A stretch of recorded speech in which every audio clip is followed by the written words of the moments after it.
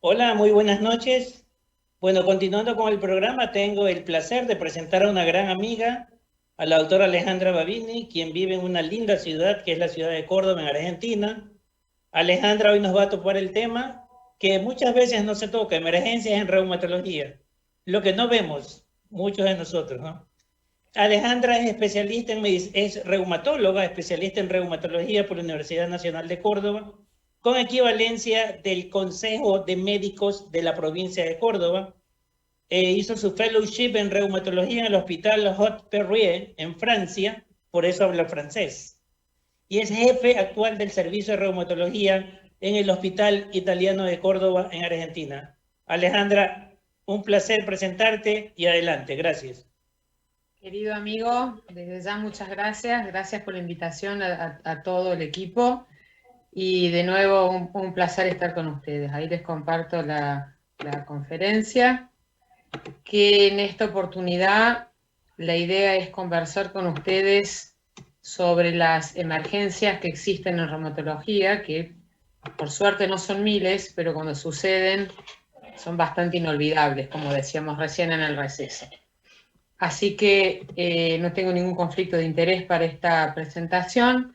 Y creo que lo primero que hay que definir es qué es urgencia y qué es emergencia, ¿no? O sea, vamos a hablar de algunas emergencias, no nos alcanzaría el tiempo para todas, pero sí, la situación de emergencia es algo que amenaza prácticamente inmediatamente la vida y la salud de un paciente, mientras que en una urgencia, si bien hay que actuar con velocidad, no hay un peligro o amenaza inmediata para el paciente. Ahora, si te deja de estar en la urgencia, es probable que se transforme en emergencia. Entonces, de lo que vamos a conversar en este tiempo con ustedes es sobre lo que es el síndrome fosfolípido catastrófico, el síndrome riñón-pulmón y la hemorragia alveolar severa, que muchas veces viene sola, pero cuando viene con el compromiso del riñón es bastante trágico. Vasculitis del sistema nervioso central, que siempre es un problema y siempre son pacientes graves.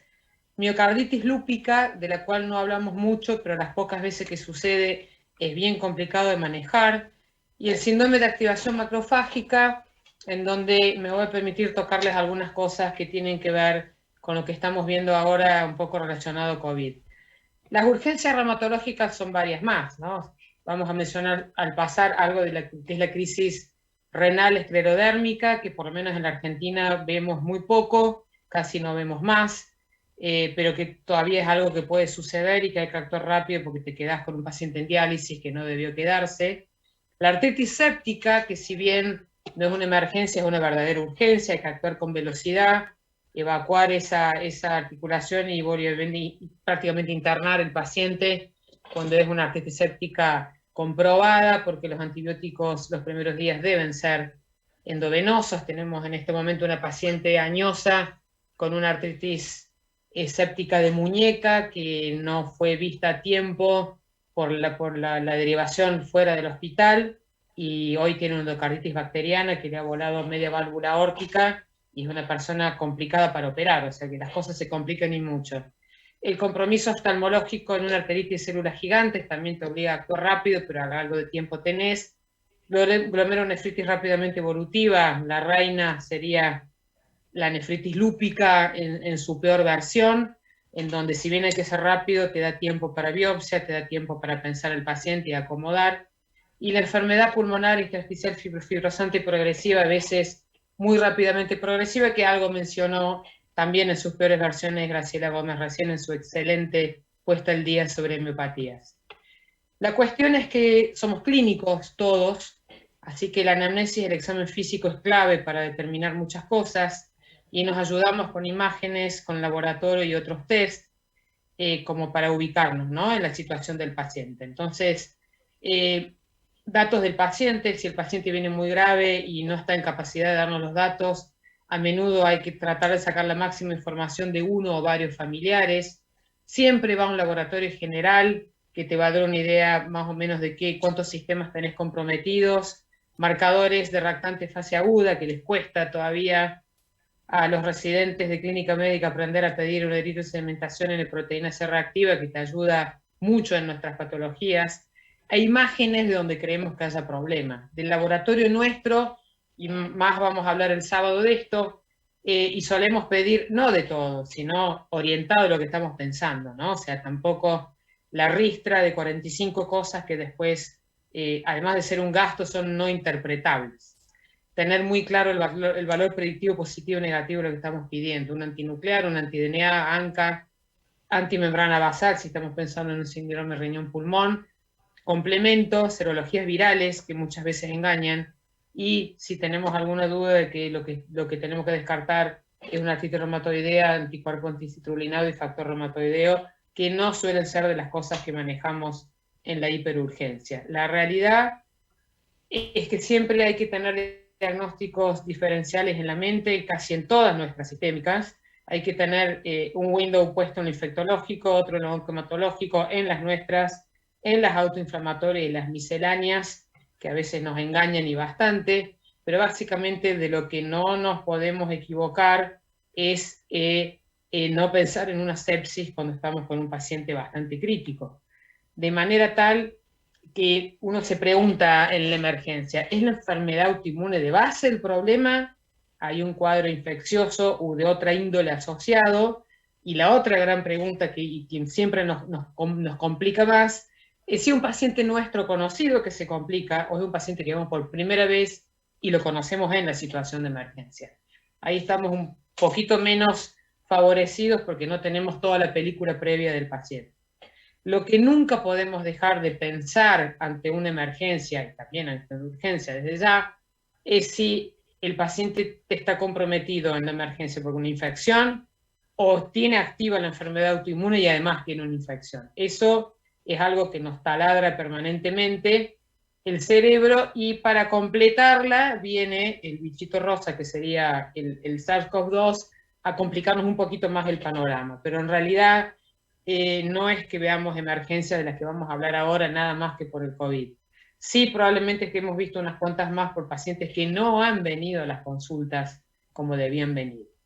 Y la otra es entender de que ese tipo de paciente hay que verlo en equipo, y un equipo tiene que trabajar en conjunto para alcanzar los resultados queridos, porque la verdad que necesitas emergentólogo, cuando no un infectólogo, cuando no la colega de nefro, de neumo, o sea, estos pacientes hay que verlos.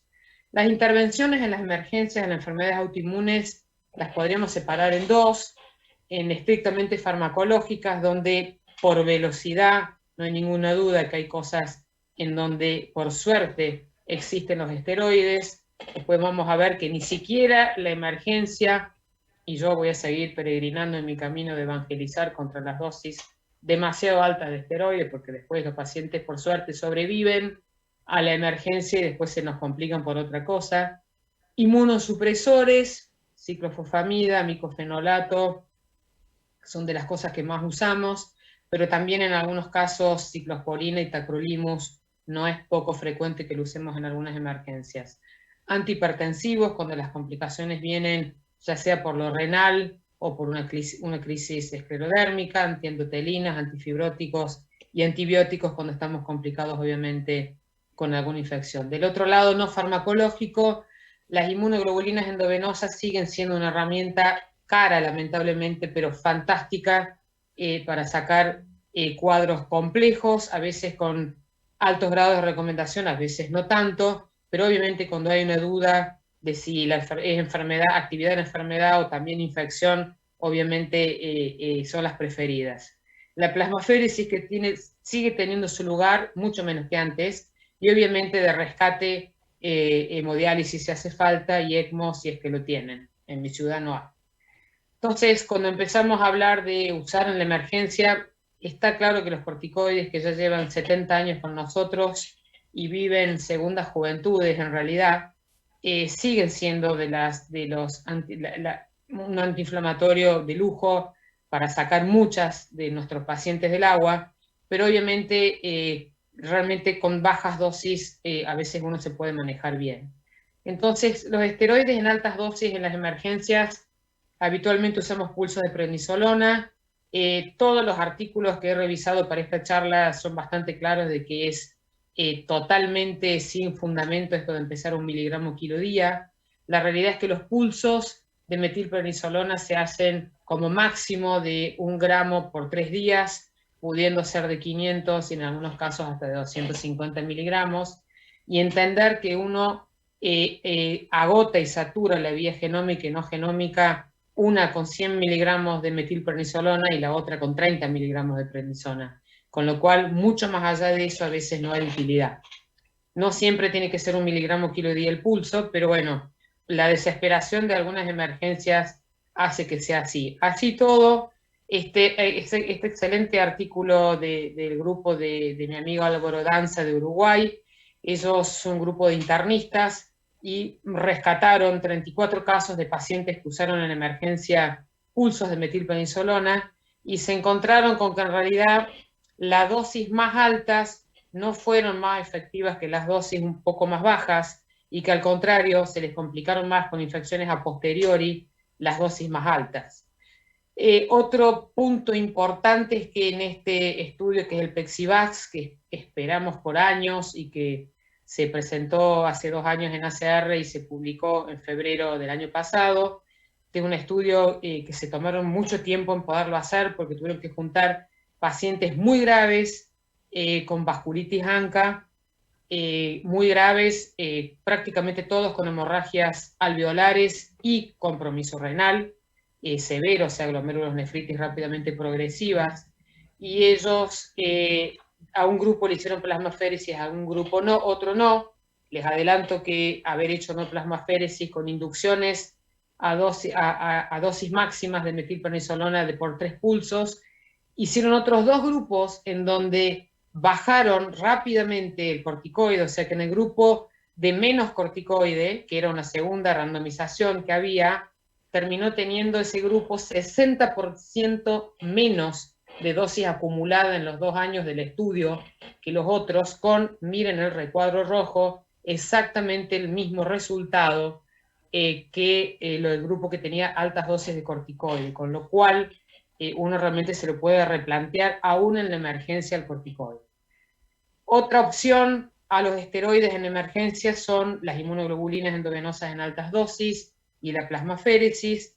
Las inmunoglobulinas endovenosas tienen algunas indicaciones que son prácticamente de grado A, como es la enfermedad de Kawasaki, como es la púrpura trombótica y asociada a la idiopática, donde realmente en lupus no hay forma de reacomodar y que todavía estás esperando que un rituximab te funcione, y la plaquetopenia es realmente muy importante, la inmunoglobulina endovenosa es más que salvadora. En situaciones neurológicas puntuales, en determinados casos como el síndrome de Guillain-Barré o algunas polineuropatías desmielinizantes inflamatorias crónicas, realmente muy complicadas. Como mencionó recién Graciela, en la dermatomiositis, en casos donde realmente haya condiciones en donde no haya forma de que el corticoide te responda y que esté muy refractario un paciente que tiene muy comprometido la vida, y a veces una de las indicaciones es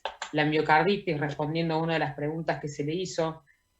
Algunas situaciones de lupus y embarazo, el síndrome catastrófico, el SAF catastrófico, que lo vamos a ver más en detalle, y probablemente en lupus y otras indicaciones y vasculitis sistémicas, cuando hay infección concomitante y mucha actividad en la enfermedad, o alguna intolerancia puntual a la inmunosupresión, pero estos ya son datos más puntuales. En cuanto a la plasmaféresis, como les mencioné recién, los resultados de Pexivax fueron estos. Hay un muy pequeño grupo en donde por ahí todavía tiene una indicación cuando lo que está peligrando todavía queda riñón para salvar, pero la verdad que es un subgrupo del subgrupo.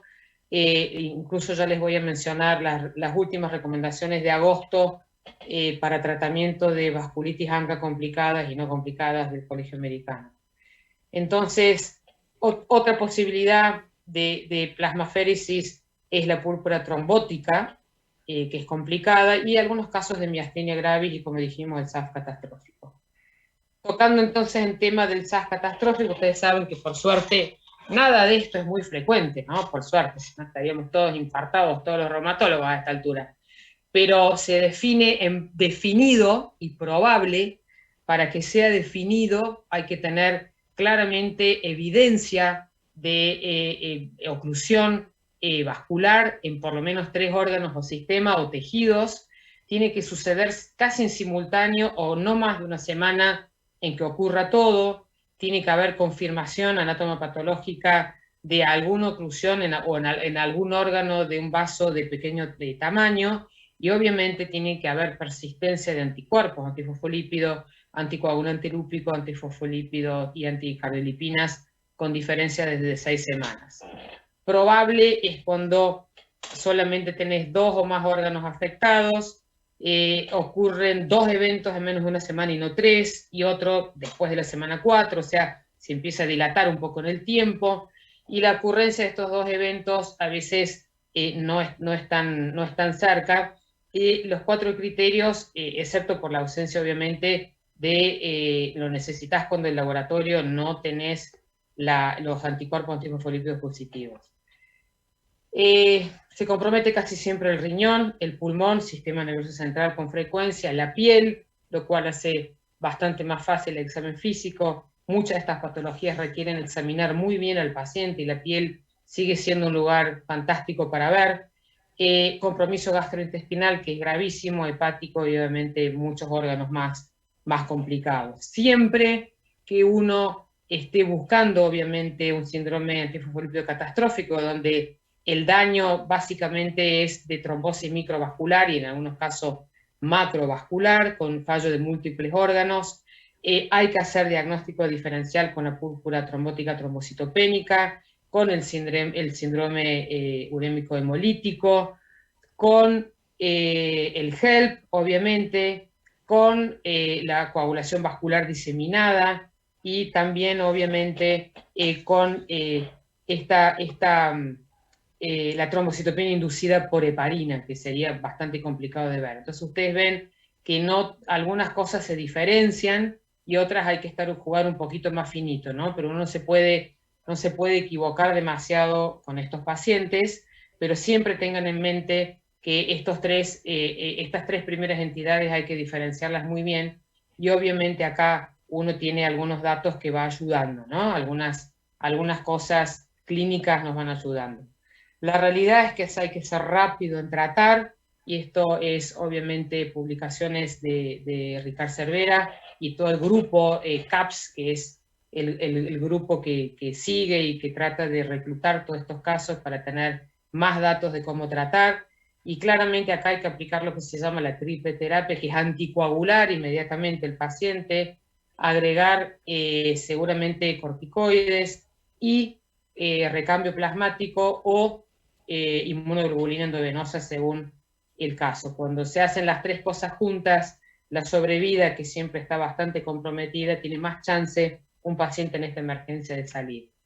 Y esto es bastante interesante porque obviamente hay que anticoagular, como ven ustedes en la parte de arriba de la diapositiva, luego agregar corticoides, y acá tratar de ver si por debajo de esto puede haber algún gatillo infectológico o alguna neoplasia. No hay que olvidarse nunca de los diagnósticos diferenciales para ver de qué estamos hablando, y no es lo mismo tener un SAF catastrófico solo o asociado a una paciente que tiene lupus eritematoso sistémico. Si tiene lupus eritematoso sistémico, también van a considerar la ciclofosfamida. Si hay daño orgánico que peligra, ahí se agrega obviamente el recambio plasmático, la plasmaféresis. Si la cosa no mejora, incluso se considera rituximab, mucho más si la paciente tiene lupus, y en caso de rescate, aunque no tenga lupus, también se puede pensar. Si la paciente tiene un catastrófico pero no con lupus, y las cosas mejoran con triple terapia bien, si no, obviamente pasás de este lado y vas a pensar en recambio plasmático, y como ponen acá, la inmunoglobulina endovenosa es una u otra, o haces recambio plasmático o la otra. Ya anticoagulaste, ya le pusiste corticoides, eventualmente ciclofosfamida o rituximab, y obviamente ir viendo cómo va el paciente. Estas son situaciones realmente catastróficas, ¿no?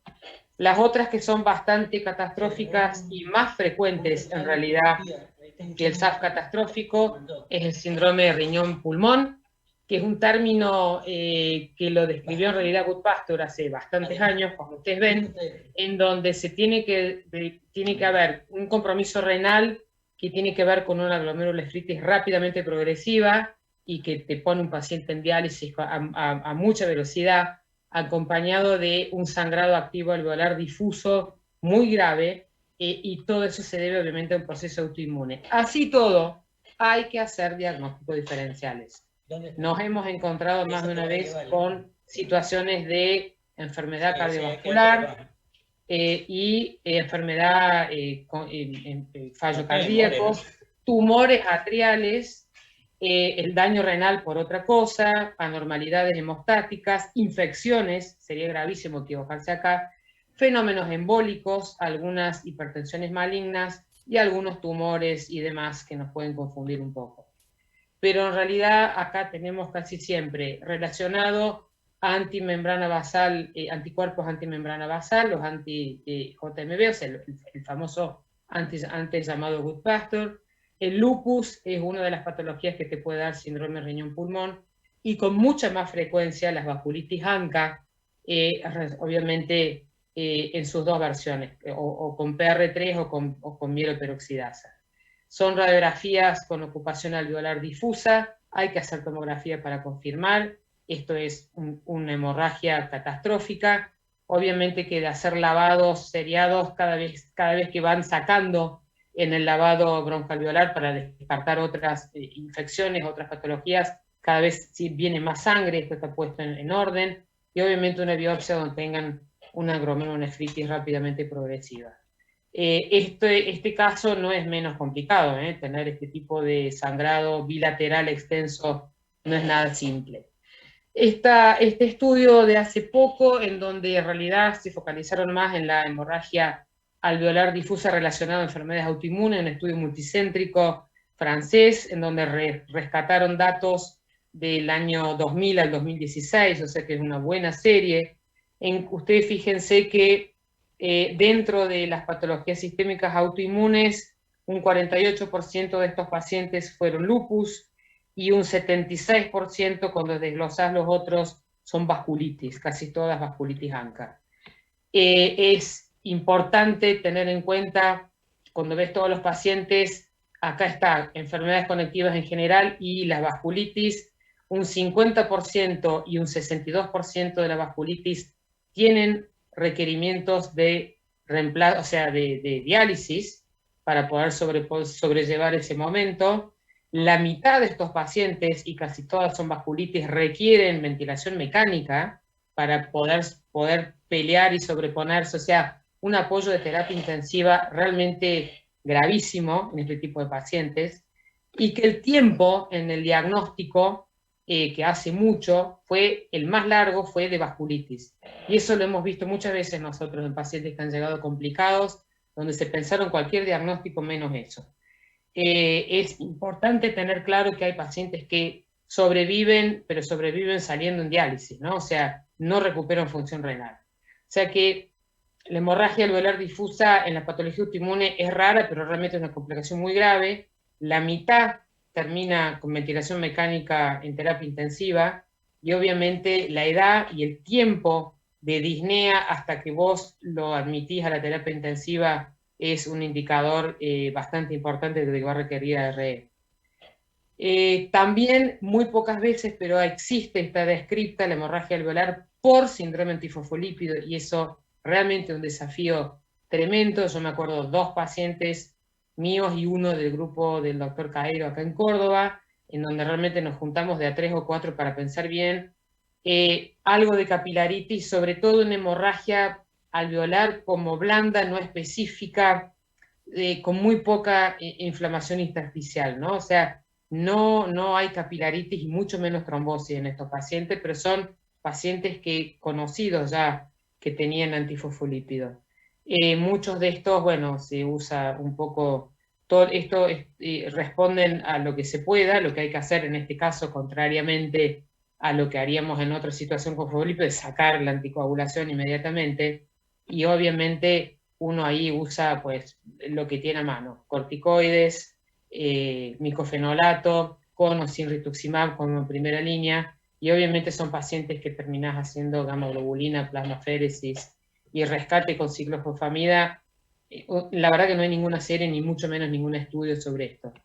Algunos de estos pacientes tienen la mala suerte de tener los dos anticuerpos positivos, tener un ANCA, MPO, mieloperoxidasa, y tener antimembrana basal, y habitualmente tienen daño renal, en donde no está muy claro si es que el ANCA termina destapando algunos epítopes para que estos anticuerpos también tengan problemas. Este es el caso puntualmente secuencial, en donde recae un paciente cuando vuelve a subir los dos anticuerpos, pero bueno, acá lo que uno ve mirando bien el caso es que le fue bien, sacaron del agua al paciente, pero lo dejaron sin ninguna droga de mantenimiento, ¿no?, posterior, así que recayó después.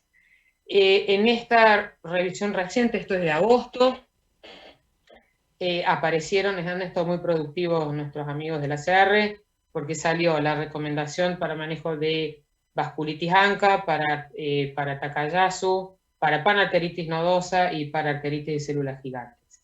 Y puntualmente para lo que estamos hablando, una de las recomendaciones es en pacientes severos con GPA o MPA con hemorragia alveolar, recomiendan condicionalmente en contra de hacer plasmaféresis, ¿sí?, como terapia de inducción. Hay algún que otro paciente, lo ponen acá, algún paciente con glomerulonefritis activa que uno pueda recomendarlo en un intento de rescate de algo de función renal. Y por el otro lado, en una situación grave de glomerulonefritis, también recomiendan en contra de hacer de rutina el agregado de la plasmaféresis a la terapia de inducción. Creo que estas son cosas importantes. No está exento de riesgo hacer plasmaféresis, el riesgo es concretamente infección por el catéter.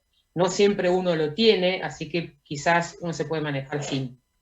Esto sería un organigrama para ver cómo manejar un síndrome riñón-pulmón complicado, y acá hay varios caminos, ¿no? Uno tiene que tener claro si hay anticuerpos ANCA o antimembrana glomerular. Si esto es positivo, vas con corticoides, ciclofosfamida, y acá sí, en este solo sigue habiendo indicación para la plasmaféresis. Por este lado hay que descartar el lupus, y crioglobulinemia, y algunas otras entidades que te permitirían encarar más, con una inducción más ajustada al lupus. Y obviamente acá, por lo que les dije, en vasculitis ANCA, corticoides, ciclofosfamida o rituximab, pero la plasmaféresis ya no tiene indicación. Este cuadrito quedó viejo después del Plexivas. Simplemente aportarles este dato, este artículo muy interesante, bastante reciente, estas hemorragias alveolares muy complicadas, sobre todo de pacientes autoinmunes, en donde hay datos de usar este monoclonal, que es el factor 7A, que se puede usar de manera sistémica, pero sobre todo tópica con broncoscopía, para parar el sangrado, y sería más útil probablemente hacerlo de manera seriada, porque el riesgo obviamente de hacerlo sistémico es que justamente el paciente haga un evento trombótico. Pero en desesperación de causa, en algunas unidades de terapia intensiva lo están usando tanto en niños como en adultos. Hablemos entonces de la vasculitis sistémica del sistema nervioso central, donde en realidad hay una vasculitis que es primaria, bien difícil de diagnosticar, y otras patologías nuestras que pueden dar compromiso, y que habitualmente, siempre que hablamos de lupus, la mayoría de las veces el compromiso es por síndrome trifosfolípido, pero hay realmente momentos de inflamación importante donde obviamente hay alguna oclusión y necrosis de vasos a nivel del sistema nervioso central. El lupus, la esclerodermia, muy rara vez la artritis reumatoidea, el mismo Sjögren, y el BSET es uno de lo que tenemos que pensar acá. De las necrotizantes, la poliarteritis nodosa no es muy común, pero las vasculitis ANCA a veces se pueden asociar, sobre todo, y algunas granulomatosis linfomatoides, o algunas de estas formas letales de linfomas de línea media, que también puede comprometer. Lo que sí hay que tratar de hacer diagnóstico diferencial entre estos. Reactantes de fase aguda elevados lo van a tener tanto en GPA como en BSET, un poquito menos quizás en el lupus y menos en el Sjögren. El Takayasu activo sí lo va a levantar. Acá hay un tema de pulsos, de ulceraciones para diferenciar el BSET de las otras, y anticuerpos, pues el que lo tenga, porque ni BSET ni Takayasu lo tiene. Y bueno, hay que tratar de hacer diagnósticos diferenciales de manera rápida, con imágenes. Siempre descartar una infección del sistema nervioso central. Nada más grave que tragarse una encefalitis herpética pensando y pulsar a un paciente pensando que tiene una vasculitis del sistema nervioso central mal diagnosticada. Si se puede, y con manos expertas, obviamente, tener líquido cefalorraquídeo para todo tipo de cultivo y de PCRs. La imagen, tanto de la resonancia como del TAC, ayuda mucho en las primeras horas de evolución. Es probable que haya que hacer una angiografía cerebral, incluso de SPECT, en donde para lo que es interesante, porque uno ahí tiene alguna ideita, si es un Takayasu vas a ver daños en otros territorios vasculares que te permite ubicar más o menos qué podría ser, y lo mismo va para el BSET, que puede ayudar bastante. Estas son algunas imágenes que obviamente todos los pacientes nunca vienen con la tarjeta, con un sticker pegado en la cabeza, tengo vasculitis sistema nervioso central, ojalá. Pero bueno, con neurólogos expertos, la gente de imágenes ayuda muchísimo en la interpretación de los datos y obviamente no equivocarse de diagnóstico. De lupus, simplemente comentarles que cuando uno repasa por qué van los pacientes lúpicos en servicio de emergencia, de 269 pacientes, 91 fueron por infecciones. O sea que definitivamente en la guardia espérense este tipo de situación. Obviamente hay otras cosas como problemas ortopédicos, enfermedades gastrointestinales, neurológicas, pero también las hay de cardiovasculares, como síndromes coronarios agudos, algunas hemorragias, arritmias y fallos cardíacos en algunos casos, ¿no? En cuanto a cosas que pongan en peligro la vida de una paciente lúpica de lo que es cardíaco, obviamente compromisos valvulares, pericárdicos, enfermedad isquémica aguda, son pacientes que tienen una arteriosclerosis acelerada, lo sabemos bien, algunas cuestiones pulmonares, pero claramente la disfunción miocárdica es algo que no es tan frecuente, pero que muchas veces nos mata a los pacientes y nunca va demasiado alejado de una paciente que tiene actividad lúpica, ¿no?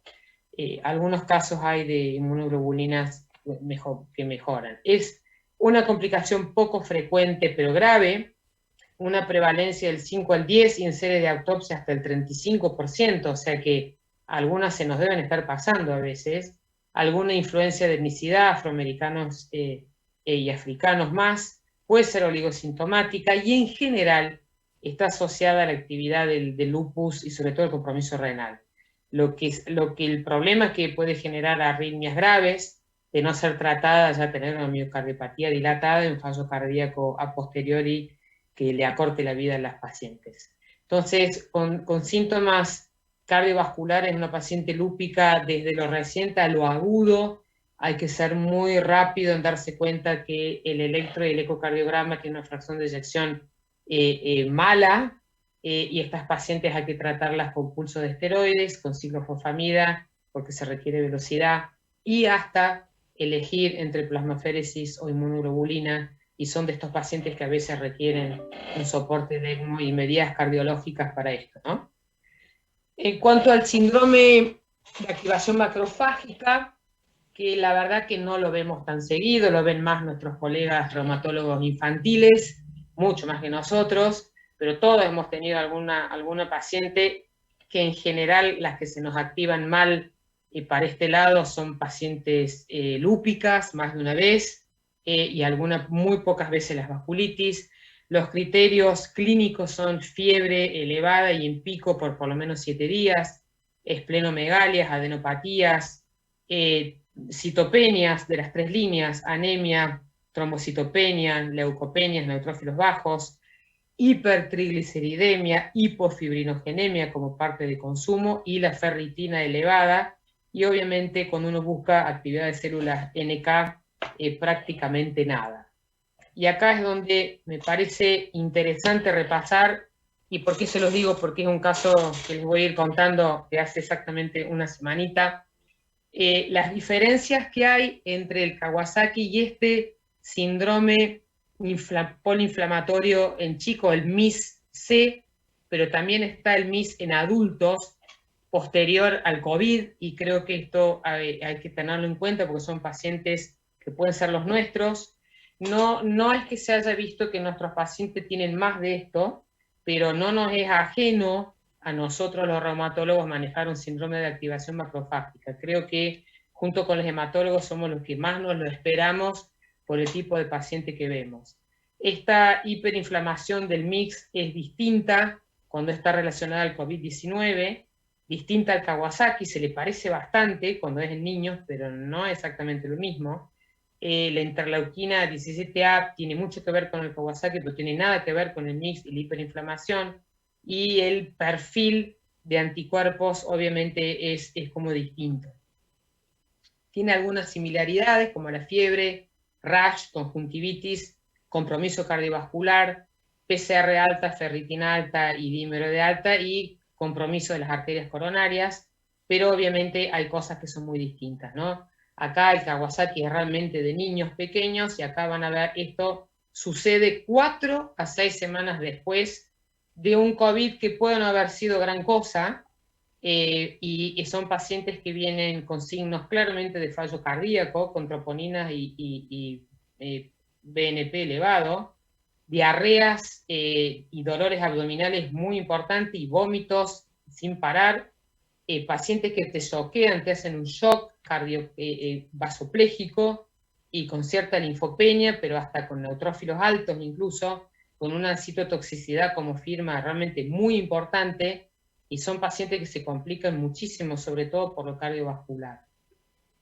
Si ustedes se fijan, la definición del CDC de este síndrome inflamatorio multisistémico en chicos, o MIC-C, va de 0 a 21 años, y nosotros recibimos ahí en febril un chico que había tenido fiebre de 39 durante 3-4 días, había empezado con diarrea, vómitos, pero vómitos sin parar y mucho dolor abdominal, un rash en ambas palmas.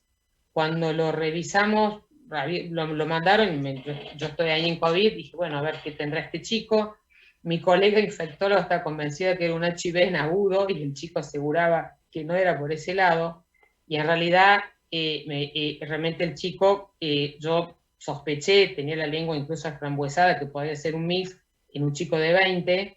Por suerte el jefe de cardiología le hizo un ecocardiograma inmediatamente, el chico estaba con 20% de fracción de eyección y signos de miocarditis en agudo. Así que esto hay que sospecharlo, es bastante peor que el Kawasaki, que te da un mínimo más de tiempo. En cuanto lleguen, hay que signos vitales, electro y ecocardiograma inmediatamente, y obviamente pasarlo a la unidad coronaria o la terapia, como ustedes mejor prefieran. La realidad es que hay que poner medidas de soporte. Este chico hubo que ponerle una vía central y ponerle algo de noradrenalina y dopa en dosis bajas. Se le puso antibióticos porque la verdad que la infectóloga insistía que tenía que ser un shock séptico, y lo podría haber sido. Todos los cultivos vinieron negativos de este chico, y no se encontraba nada. Lo ideal es poner inmunoglobulina a dosis alta, aspirina y corticoides. Me costó mucho convencer al infectólogo que había que pulsar a este chico. Como era bastante flaquito, le hicimos 253 días, no conseguimos inmunoglobulinas en toda Córdoba, le pusimos la aspirineta y al otro día, y lo anticoagulamos obviamente, inmediatamente. Las tres cosas, todo hay que hacerlo a la vez. Y le pusimos tocilizumab en el día 2 y el chico mejoró bastante, pero bueno, es bien complicado de manejar. Por otra parte, me parece interesante este artículo en donde, ojo, que estas cosas se pueden ver post-COVID y se pueden ver post-vacunación también. Entonces me parece que esto hay de los chicos de menos de 21 años y de más de 21 años, el MIS de adulto. Acá pueden ustedes verse obligados a ver algunos de sus propios pacientes o que los consulten, justamente porque habitualmente nos llaman a todos los reumatólogos cuando estamos en hospitales de estos, y fíjense que tienen elevado todo, hasta la procalcitonina, que esta era la gran discusión que tenía la infectóloga, la jefa de infectología conmigo, y yo le mostraba el artículo y le dije, vieja, podés tener procalcitonina volada y que no sea una infección bacteriana. De todas maneras, se le puso antibiótico a este chico.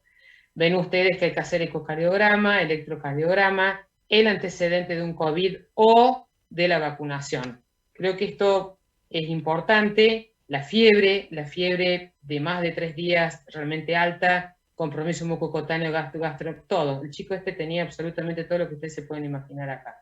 Pero me parece que es importante pensarlo incluso en la posvacunación. 2 palabras ya para ir cerrando de esclerosis sistémica. Si bien no es una emergencia, es una urgencia, creo que uno no se puede tragar a esta altura del siglo XXI una crisis renal esclerodérmica, en donde obviamente se maneja con inhibidores de ACE. El diagnóstico, si bien es poco frecuente, empiezan con fallo renal en agudo, con una hipertensión bastante súbita y severa, que es prácticamente una emergencia hipertónica, ¿no? O sea con encefalopatía por hipertensión, dolor de cabeza, confusión, trastornos visuales, hemorragias en el fondo de ojo y hasta algún evento cerebrovascular desafortunado como un ACV. Y el sedimento urinario, la verdad que no dice demasiado, hay un poquitito mínima proteinuria. Esto, la verdad que manejado adecuadamente, se restaura perfectamente todo en su lugar, pero hay que tenerlo en mente. Obviamente estas pacientes se nos pueden complicar por el pulmón, y ni hablar de la hipertensión pulmonar, pero sería largo de manejar. Esta revisión de la consulta especializada en reumatología en un servicio de urgencia de 1 año de experiencia me pareció interesante. Fíjense que la artritis infecciosa es algo por lo que nos llaman a la guardia, y son pacientes que hay que internar, algunas bursitis, algunas artritis microcristalinas, nos llaman por polimialgia y arteritis células gigantes, eritemas nudosos muchas veces que después tenemos que ver, vasculitis, espondilitis y un poco todo lo que ustedes quieran, más o menos. Pero siempre acordarse que la artritis séptica es una urgencia a la cual probablemente nosotros podemos ayudar a que las cosas se hagan más rápidas. Para no atosigarlos tanto, comentarios finales: alto nivel de alerta para estas emergencias, siempre descartar las infecciones. En un mundo ideal, todos nuestros pacientes tienen que estar con su calendario de vacunación del adulto al día. No estoy hablando del COVID, estoy hablando de todas las que tienen que tener puestas antes que existiera el COVID. Obviamente las COVID también la tienen que tener. Examinar prolijamente el paciente y más de una vez volverlo a mirar. Estos pacientes cambian, manejarse con un equipo experto, y cuando las cosas no cuadran, replantearse el cuadro del paciente siempre, las veces que sea necesario, para intentar salvar de la vida a ese paciente. Como dice Mafalda, sin todos nadie sería nada, y realmente en las emergencias eso es un dogma. Muchísimas gracias por su atención, y de nuevo un honor para mí compartir con ustedes estos espacios. Muchas gracias.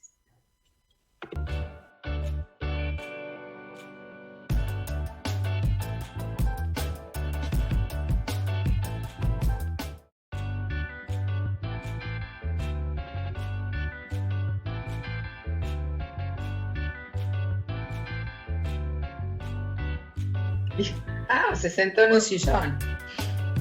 Claro, ya a esta hora ya estoy durmiendo. Claro. Bueno, muy bien, buenas noches. Tema complicadito, pero en una persona como usted, EFA, y atendiendo en un hospital de agudos, mucha experiencia. Te felicito. Bueno, aquí tenemos unas pocas preguntas, pero tendrán que ir saliendo de a poco.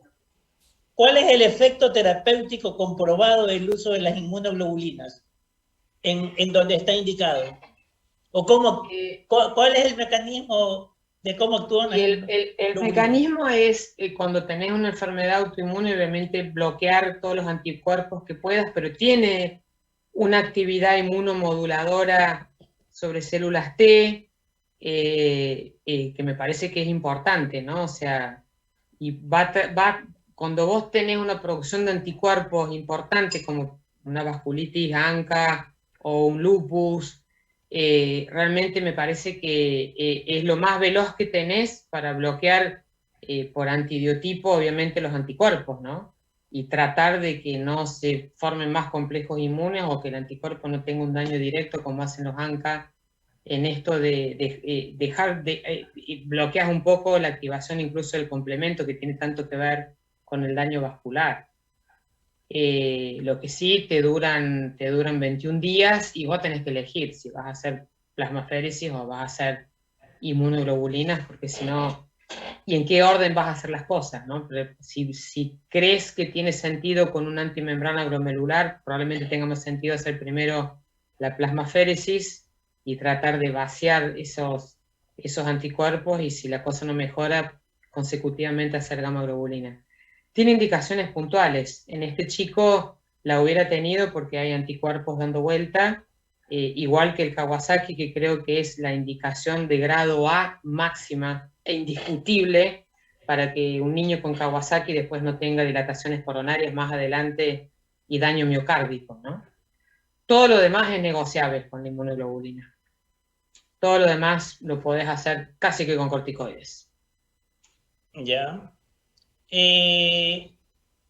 Ahora último se le está dando, como decía Graciela, también importancia a la inmunoglobulina en la dermatomiositis, ¿no? Sí. A la final, de acuerdo al Pexivas, que en realidad no parece no tiene cabida la plasmaféresis en vasculitis ANCA positivos, pero sí tiene cabida en alguna otra indicación, en alguna otra patología. Y sí, por ejemplo, en Goodspasture. El Goodspasture definitivamente sí. El antimembrana glomerular sí. Como estaba en el cuadrito, en algún caso medio desesperado de lupus, donde vos no podés esperar que el rituximab funcione tus 3 semanas y la ciclofosfamida ya te fracasó, te puede salvar la situación, pero siempre es un puente la gamma globulina, ¿no? Siempre es un puente hasta que lo que vos hagas como medida inmunosupresora funcione. Vos tenés que tener un plan, un master plan donde puenteás hasta que estabilizás un paciente. Pero a veces te sirve para evitar una intubación o para rescatar algo de riñón. O la plasmaféresis o la inmunoglobulina. La plasmaféresis, la verdad que como hay que leer bien toda la recomendación y leer bien todo el artículo del Pexivas, no esperaban ese resultado, ¿no?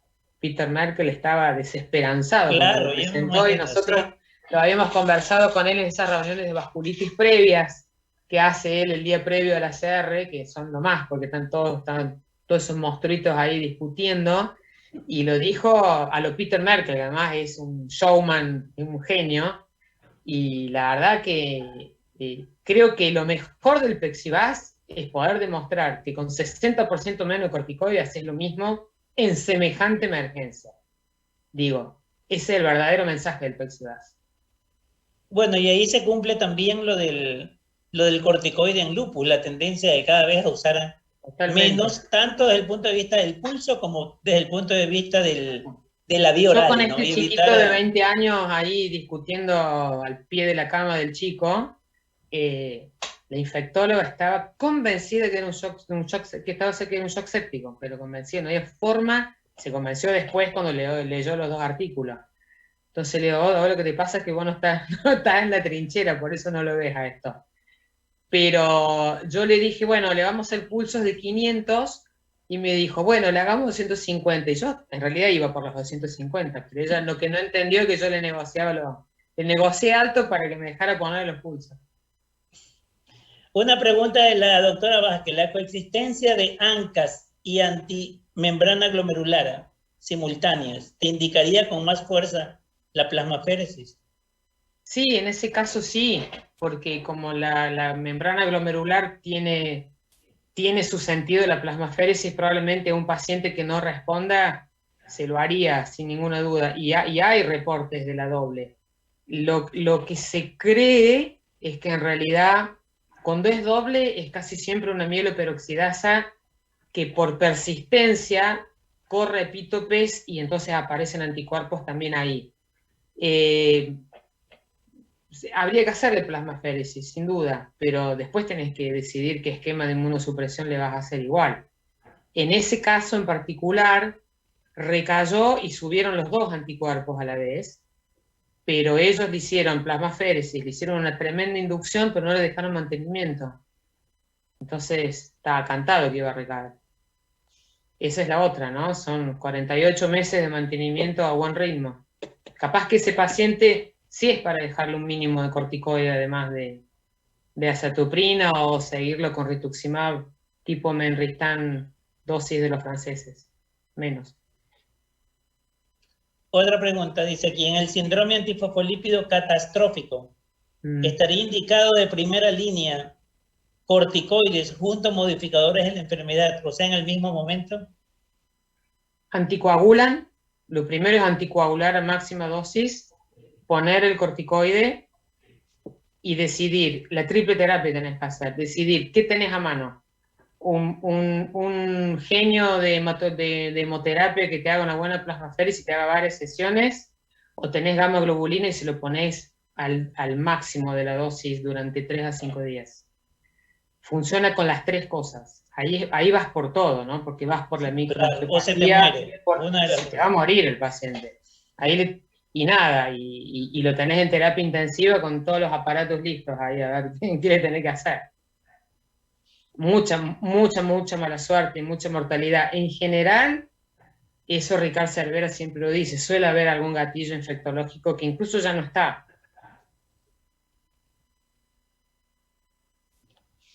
Otra preguntita. En caso de esclerosis sistémica y hemorragia pulmonar, ¿qué recomendaría? Esclerosis sistémica, hemorragia pulmonar. Combinación poco frecuente, ¿no? Uno ahí me preguntaría cuánta hipertensión pulmonar tiene o no esa paciente con esclerodermia y repasaría muy bien todas las presiones primero, o sea que hay que hacerle prácticamente un cateterismo y tener todo muy claro, comprobar, y porque la verdad que no solemos inmunosuprimir a la esclerodérmica como hacemos con las otras. Miraría muy bien qué pasa. Descartaría todo tipo de cosas desde el punto de vista cardiovascular, porque te puedes confundir, te puedes confundir feo con eso. Pensando en eso, vería que habría que inmunosuprimir y probablemente lo haría con ciclofosfamida, y no creo que haría plasmaféresis para nada. A lo sumo gamma globulina para salvar las papas, como dicen acá en Córdoba, pero... Una pregunta sobre lo de las artritis sépticas. ¿En qué momento una artroscopía? Cuanto antes. Si vos pensás que es un estáfilo en una rodilla, le pones el antibiótico y le mandás al quirófano acá en la toilette inmediatamente, si no se quedó sin rodilla. Esto de que nosotros le saquemos el líquido es para mandar al cultivo, Nosotros somos eso ya es antiguo. Nada. Me parece inmediatamente bien. Va a quirófano, eso sí que es una urgencia. Dos preguntas más para terminar, porque ya nos están diciendo que estamos con tiempo. ¿Los corticoides en alta dosis pueden afectar el sistema cardiovascular? Y sí, claro que sí. A ver, yo no, o sea, pensá en el chiquito 20% de fracción de eyección, un chico de 20 años, que estaba sano, que tres semanas antes tuvo un COVID tonto, que se recuperó también, que se fue a hacer un trekking por las sierras con la familia, y así le fue el pobre. Ese chico, primero hubo que rehidratarlo, mirarle las presiones con la vía central, ponerle algo de dopa, un pelito de noradrenalina, y recién le hicimos el pulso. Yo no le puedo poner un pulso, que incluso era bajo, a un paciente de punto de vista cardiovascular tan inestable. Tenés que tener unidad coronaria para eso. Ahora, sí, puedes tener aumento de tensión arterial importante, incluso isquemias podés tener. hay que tener cuidado con los pulsos, no es así nomás. Aquí hay una pregunta que me ha llamado la atención. Última. ¿Qué tan efectivo es usar indometacina en un síndrome multisistémico en niños? Al menos acá en Ecuador, indometacina no tenemos hace tiempo.